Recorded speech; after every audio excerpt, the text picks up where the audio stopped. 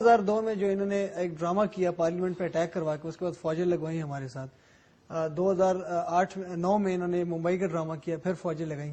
اسی طرح کے آپ کہہ رہے ہیں، ابھی مجھے تو یہ نظر آ رہا ہے، جو آپ کی تھوڑی سی گفتگو ہوئی آپ کے ساتھ، یہ نظر آ رہا ہے کہ اسی طرح کا کوئی اور ڈرامہ کر کے پاکستان کے اوپر ڈرامہ سارا الزام ڈالتے ڈالتے کوئی بوکھلاہٹ میں کچھ کر پڑیں گے اور اس کی ریٹیلیشن ہم لوگ پھر دیکھیے ہم وہی عرض کر رہے ہیں نا کہ آپ کو یہ پاکستان کے خلاف فساد کرنے کا کوئی نہ کوئی بہانہ تلاش کر رہے ہیں. History is witness to this. Exactly. اب کی دفعہ وہ یہ چاہتے ہیں کہ وہ اکیلے اس جنگ کو نہ لڑیں، امریکنز ان کے ساتھ ہوں، نیٹو ان کے ساتھ ہوں. یعنی اگر ہم انگریزی میں اس کو کہیں کہ Indians want to fight to the last American, تو وہ یہ چاہتے ہیں کہ، اور اسی لیے آپ دیکھ رہے ہیں کہ یہ بار بار پاکستان کے ایٹمی ہتھیار دہشت گردوں کے ہاتھ میں جانے والے ہیں، اور نیٹو اور افغانستان میں انڈینز کی پریزنس ہے، اور وہ نیٹو کے ساتھ مل کر پاکستان میں جو دہشت گردی کر رہے ہیں، they want to soften you up from within. لیکن ان کی انفارچونیٹ پرابلم یہ ہے کہ پاکستان یوگوسلاویا نہیں ہے اللہ کے فضل سے. یوگوسلاویا کو تو توڑ کے امریکن اور نیٹو نے الگ کر دیا. ہم 17 کروڑ بھی ہیں، ایک آئیڈیالوجی پہ بھی ہیں، نیوکلیر پاور بھی ہیں، اور ہماری فیڈرل آرمی پورے ملک کے ساتھ الحمدللہ پیار کرنے والی ہے، اپنے صوبوں کے خلاف لڑنے والی نہیں ہے جیسے یوگوسلاوین آرمی لڑی تھی. اور جو ایلیمنٹس انہوں نے پیدا کیے تھے انڈینز نے، ان کا سر کچلا چلا گیا ہے پاکستان میں. تحریک طالبان ہو، سوات والے ہوں، وزیرستان والے ہوں، بلوچستان میں ہوں. اب وہ ٹھوٹا تو کر سکتے ہیں، الحمدللہ کوئی اسٹریٹجک تھریٹ ہمیں نہیں دے سکتے. چلیے سر، یہاں پہ ساری بات ہوگی. فہیم اس کے بعد سوال کریں گے. میں ایک چھوٹی سی چیز کنٹینیو کر دوں. انڈیا کی تو ہم نے بات کر لی ہے، یہ ایکسٹرنل تھریٹ ہمیں جو ہمیں ایکسٹرنل تھریٹ پہ آ رہا ہے، ہم نے انٹرنلی بھی پولیٹیشین تو وہ ساری بھی بات کر لی ہے. پروگرام کا آخری حصہ چل رہا ہے. امریکہ سے پیار ہمارا ڈے ون سے چلا آ رہا ہے. اس امریکہ کے پیار کی وجہ سے آج ڈرون حملے بھی ہو رہے ہیں، ہم خاموش بھی بیٹھے ہوئے ہیں، نہیں بول سکتے. ہمارے پولیٹیشین ہو چاہے ہمارے بڑے بڑے کرتا دھرتا ہوں، وہ نہیں بول سکتے. یہ جتنے بھی یہاں پہ گیسٹ آتے ہیں، میرا تو سوال ضرور ان سے یہی ہوتا ہے، یہ امریکہ سے پیار کس دن ختم ہونے والا ہے ہمارا؟ اس سے جان کیسے چھڑائیں گے؟ کیونکہ ہمارے آتے ہیں، ان کے گریڈ 21-22 کا آفیسر آتا ہے، اور ہمارے والے منسٹر صاحب یوں کر کے کھڑے ہوتے ہیں. دیکھیے ہم آپ کو بات بتائیں کہ جب حکمرانوں کا رزق حرام ہو، ان کے بچے امریکہ میں پڑھتے ہوں، امریکنز کے ان حکمرانوں کے ایسٹ سارے امریکہ اور یورپ میں ہوں، یہ کس طرح آنکھوں میں آنکھیں ڈال کر بات کریں گے؟ آپ کو تو وہ حکمران چاہیے کہ جس کے بچے بھی پاکستان میں ہوں، اسی مٹی سے پیدا ہو، یہی مرے، اس کے پاس جو بھی ایسٹس ہوں اسی ملک کے اندر ہو، اور پھر وہ اس پاکستان کے لیے اپنا سب کچھ قربان کرنے پر بھی آمادہ ہوگا. یہاں پر ایسے ایسے حکمران بھی ہمارے اوپر مسلط ہیں جن کے پاس پاکستان کا پاسپورٹ ہی نہیں ہے. They not even are citizens. پچھلے پرائم منسٹر کی بات تو نہیں، اور بہت سارے ابھی بھی وہ صاحب جو کراچی کنٹرول کر رہے ہیں، ان کے پاس تو پاکستانی پاسپورٹ بھی نہیں ہے، برٹش پاسپورٹ لے کے بیٹھے ہوئے ہیں یہاں پہ. اور یہی بات اگر ذرا جرت ہوتی پاکستانی فارن آفس میں، ہماری گورنمنٹ میں، تو ہم ان کو کنفرنٹ کرتے کہ کس طرح آپ کا ایک شہری پاکستان میں بیٹھ کے دہشت گردی کر رہا ہے. دا پوائنٹ از، آپ کو علامہ اقبال کی آئیڈیالوجی پر قائد اعظم جیسے، لیاقت علی خان جیسے لیڈرز چاہیے، جن کو اسرائیل نے اس وقت کروڑوں روپیہ آفر کیا تھا اور کہا تھا کہ آپ اسرائیل تسلیم کر لیجئے، پاکستان اسرائیل کو ریکگنائز کر لے. تو لیاقت علی خان نے اس کو جواب دیا تھا کہ gentlemen, our souls are not for sale. ہماری عزت بیچنے کے لیے نہیں ہے. اور جب ہمیں تانے پڑتے ہیں ان حکمرانوں کی وجہ سے کہ $10 کی خاطر اپنی ماں اور عزت بیچ دیتے ہیں، امریکن جج نے کہا تھا نا یہ ہمارے بارے میں، جب ایم ایل کانسی کو ہم نے اٹھا کے ان کے حوالے کیا تھا. تو تھنک، اور جب ہمارا صدر اپنی کتاب میں لکھتا ہے کہ ہم نے سینکڑوں لوگ پکڑ کر امریکہ کو دیے اور لاکھوں ڈالر کمائے اس کے نتیجے میں، پھر وہ کیوں عزت کریں گے آپ کی؟ دیکھیے اب یہ غیرت ریکلیم کرنی ہے. بیسکلی ہمارا سارا ایشو اس بات کا ہے کہ سیلف ریسپیکٹ، عزت، اقبال جس کو خود ہی کہتے ہیں. ایک چھوٹی سی بات میں ایڈ کرنا چاہوں گی.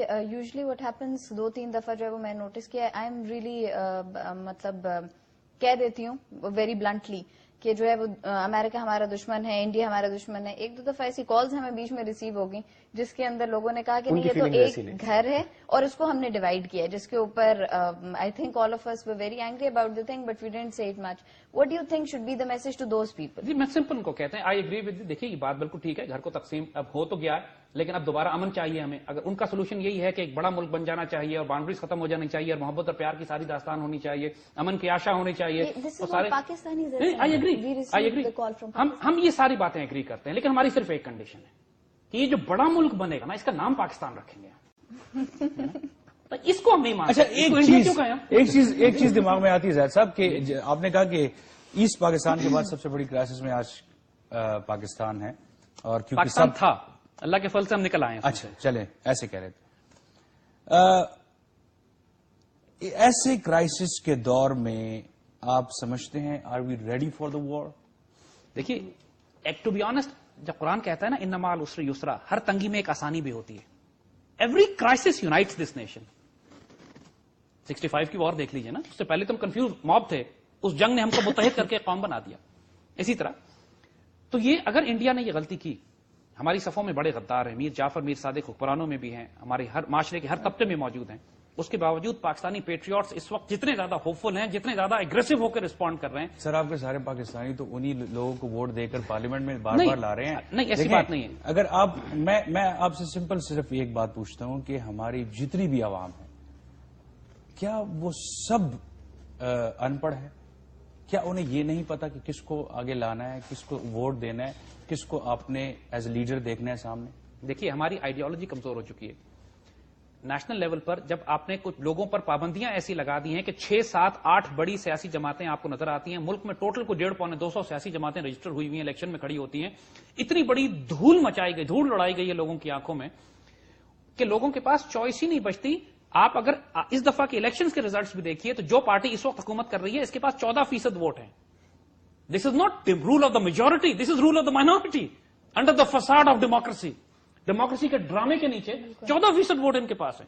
سو دا پوائنٹ از, دیکھیے ملک کا پڑھا لکھا اعلیٰ تعلیم یافتہ اشرافیہ ایلیٹ طبقہ تو ووٹ ہی نہیں دیتا جا کے, اور ووٹ وہ دیتا ہے جو 80% اس ملک کا دیہاتی اور رورل ایریا, یا وہ لوگ جن کی تعلیم کم ہے, جو بیچارے صرف اپنی برادری لٹرلی اپنے کیونکہ معاشرے میں سیکیورٹی نہیں ہے, کسی کو عزت آبرو محفوظ نہیں ہے, تو لوگ مطلب الیکشن ہی نہیں ہونا چاہیے. لوگ برادریوں میں چلے جاتے ہیں. پاکستان میں سیاست یا پیروں کی ہوتی ہے یا وڈیروں جاگیرداروں کی ہے یا برادریوں کی. فیوڈلزم ہے نا سر, فیوڈلزم ہے تو اس کا مطلب پھر الیکشن ہی نہیں ہونا جی چاہیے. ایگریڈ. اس معاشرے میں الیکشن ہونے چاہیے, لیکن پروسیس پھر آپ یہ کریں جیسے ایران نے کیا.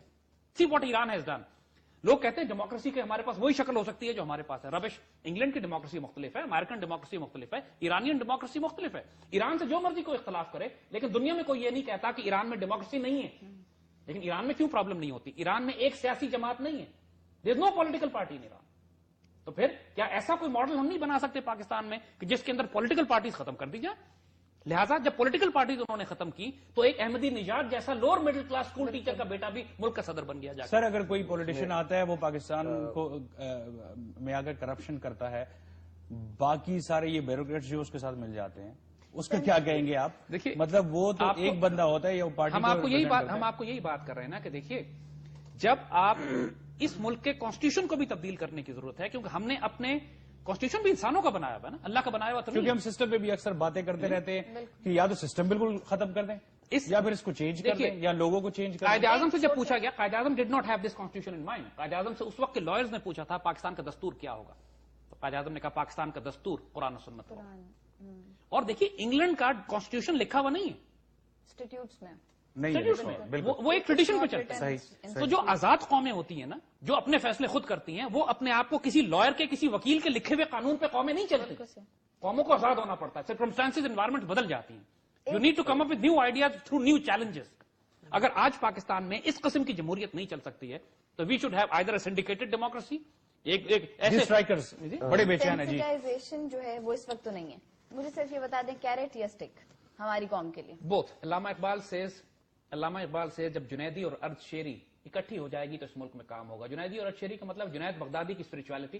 آپ کو ظالم ڈکٹیٹر نہیں چاہیے, بیناولنٹ ڈکٹیٹر چاہیے. Either you have a benevolent dictator or you have a spiritual democracy. Iqbal نے دونوں لفظ استعمال کی ہے. اسپرچل ڈیموکریسی تو انہوں نے ریکنسٹرکشن آف ریلیجیس تھاٹ میں اسلام کی. ایسی جمہوریت جس میں روحانیت ہو.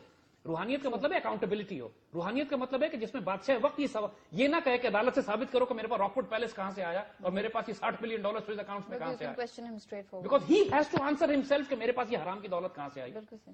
جی بھائی, میں تھوڑا سا I like to bring the discussion back to what youth desires today, which is دو ٹوک راستہ, کہ اب کیا کریں. وہی بات کہ کس کا دامن تھامیں, کس کا ہاتھ پکڑیں.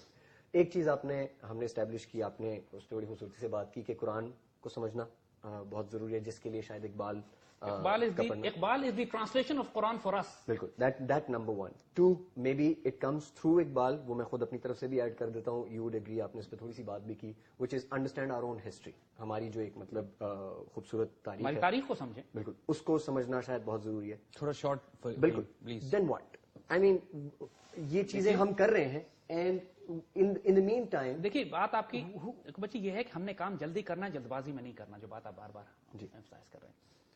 ہمارے پاس ابھی ایک ریولوشن بلڈ ہوئی ہے, ابھی نوجوان بیدار ہونا شروع ہوئے ہیں. دے نیڈ ٹو ریئلائز دس. علامہ اقبال کو 23-24 سال 25 سال